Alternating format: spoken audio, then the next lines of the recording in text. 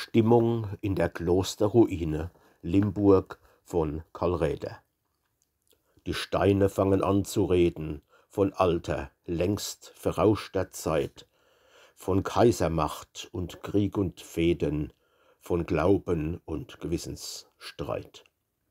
Aus den zerfallenen Klostermauern rauscht's wie ein tief ergreifend Lied und füllt mit ehrfurchtsvollen Schauern dir Blut und Seele und Gemüt. Du hörst die frommen Mönche singen, laut dröhnt ihr stimmiger Choral, du fühlst die Orgeltöne schwingen im hochgewölbten Kirchensaal, fühlst mit, wie tausend Seufzer steigen, zerknirscht empor zum Himmelsdom, erlebst der Brüder strenges Schweigen, gehorsam ihrem Gott und Rom.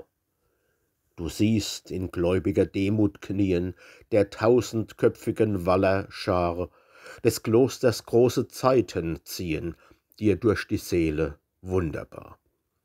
Doch spürst du auch das dumpfe Grollen in manchem Zwist zerquältem Geist, das wie ein unterirdisch Rollen den Zweiflern heiß im Blute kreist.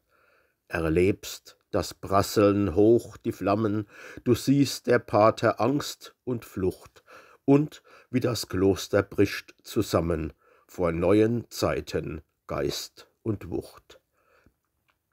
Nun singt der Fink in den Platanen, die an der Säulenstelle stehen, und leere Fensterhöhlen mahnen an ewiges Werden und Vergehen.